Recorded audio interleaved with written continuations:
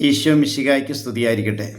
ഈശോയിൽ ഏറ്റവും സ്നേഹം നിറഞ്ഞവരെ, പരിശുദ്ധ നോമ്പിൻ്റെ 7ാമത്തെ ദിവസമായ ഇന്ന് പരിശുദ്ധാത്മാവ് നമുക്ക് നൽകിയിരിക്കുന്ന തിരുവചന ഭാഗം വിശുദ്ധ യോഹന്നാൻ്റെ സുവിശേഷം 17-ാം അധ്യായം 2-ാമത്തെ തിരുവചനമാണ്.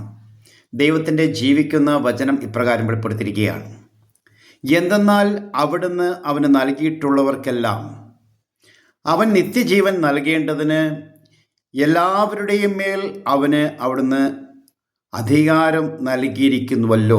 ഹല്ലേലൂയ. പ്രിയമുള്ളവരെ, ഇത് വളരെ ആഴമേറിയ വചനഭാഗമാണ്. ഇന്നേ ദിവസം നമ്മൾ ഈ തിരുവചനം ധ്യാനിക്കുമ്പോൾ പിതാവായ ദൈവത്തിൻ്റെ വലിയ സ്നേഹവും ആ പുത്രനായ ദൈവത്തിൻ്റെ വലിയ കരുതലും പരിശുദ്ധാത്മാവിൻ്റെ സാന്നിധ്യവുമാണ് ഈ തിരുവചനത്തിലൂടെ നമുക്ക് കാണാൻ പറ്റുന്നത്. ഹല്ലേലൂയ.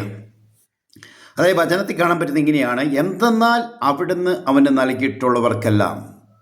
അതായത് പിതാവായ ദൈവം തൻ്റെ പുത്രന് നൽകിയിട്ടുള്ളവർക്കെല്ലാം, എല്ലാവരെയും പിതാവായ ദൈവം നൽകിയിട്ടില്ല. കർത്താവിൽ അല്ലെങ്കിൽ ഈശോയിൽ ആശ്രയിക്കുന്നവരെ മാത്രമാണ്, ഈശോയിൽ ശരണപ്പെടുന്നവരെ മാത്രമാണ് പിതാവായ ദൈവം തൻ്റെ പുത്രന് നൽകിയിരിക്കുന്നത്. ഹല്ലേലൂയ. പക്ഷേ എല്ലാവരുടെയും മേലും അവിടുന്ന് അധികാരം നൽകിയിട്ടുണ്ട്. ഹല്ലേലൂയ. അതായത് വീണ്ടും വചനത്തിൽ കാണാൻ പറ്റുന്നത് ഇങ്ങനെയാണ്: അവൻ നിത്യജീവൻ നൽകേണ്ടതിന്. ആരാണ് നിത്യജീവൻ നൽകുന്നത്? ഈശോയാണ്. വീണ്ടും എല്ലാവരുടെയും മേൽ അവന് അവിടുന്ന് അധികാരം നൽകിയിരിക്കുന്നു. ഈ ലോകത്തിലുള്ള എല്ലാ മനുഷ്യരുടെ മേലും പിതാവായ ദൈവം തൻ്റെ പുത്രന് അധികാരം നൽകിയിട്ടുണ്ട്. അതുകൊണ്ട് യോഹന്നാന്റെ സുവിശേഷത്തിൻ്റെ 6-ാം അധ്യായം അതിൻ്റെ 65-ാം തിരുവചനത്തിൽ നമുക്ക് കാണാൻ പറ്റുന്നത് ഇങ്ങനെയാണ്: അവൻ പറഞ്ഞു, ഇതുകൊണ്ടാണ് പിതാവിൽ നിന്ന് വരം ലഭിച്ചാലല്ലാതെ എൻ്റെ അടുക്കലേക്ക് വരാൻ ആർക്കും സാധിക്കുകയില്ല എന്ന് ഞാൻ നിങ്ങളോട് പറഞ്ഞത്. അതായത് പിതാവിൽ നിന്നുള്ള ഒരു വരം നമുക്ക് ലഭിക്കണം, ആ പിതാവിൻ്റെ സ്നേഹം നമുക്ക് ലഭിക്കണം. അപ്പോഴാണ് പുത്രനിൽ നമുക്ക് ശരണപ്പെടാനുള്ള വലിയ കൃപ ലഭിക്കുക. ഹല്ലേലൂയ. അതായത് വിശുദ്ധ യോഹന്നാന്റെ സുവിശേഷം 6-ാം അധ്യായത്തിൻ്റെ 53, 54 തിരുവചനത്തിൽ കാണാൻ പറ്റുന്നത് ഇങ്ങനെയാണ്: യേശു പറഞ്ഞു, സത്യം സത്യമായി ഞാൻ നിങ്ങളോട് പറയുന്നു, നിങ്ങൾ മനുഷ്യപുത്രൻ്റെ ശരീരം ഭക്ഷിക്കുകയും അവൻ്റെ രക്തം പാനം ചെയ്യുകയും ചെയ്യുന്നില്ലെങ്കിൽ നിങ്ങൾക്ക് ജീവൻ ഉണ്ടായിരിക്കുകയില്ല.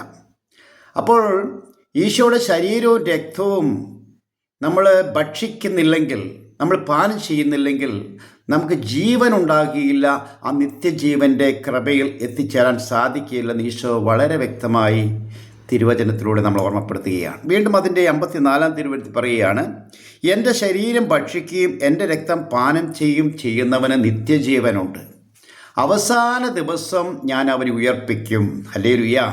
പ്രിയമുള്ളവരെ, ഈശോയുടെ ശരീരവും രക്തവും ഭക്ഷിക്കുകയും പാനം ചെയ്യുന്ന വ്യക്തികൾക്ക് മാത്രമേ നിത്യജീവനുള്ളൂ. അവസാന ദിവസം, അവൻ്റെ മരണ ദിവസം, അല്ലെങ്കിൽ ഈശോയുടെ 2ാമത്തെ വരവിൽ ഈശോ ഉയർപ്പിക്കുമെന്ന് തിരുവചനത്തിൽ വളരെ വ്യക്തമായി നമ്മൾ ഓർമ്മപ്പെടുത്തുകയാണ്. ഇന്ന് ലോകം മുഴുവൻ അർപ്പിക്കുന്ന പരിശുദ്ധ കുർബാനയിൽ ദിവ്യകാരുണ്യ ഈശോ ഏറ്റവും യോഗ്യതയോടും ഭക്തിയോടും നമുക്ക് സ്വീകരിക്കാം. നല്ല ദിവസം ആശംസിക്കുന്നു. ആമേൻ.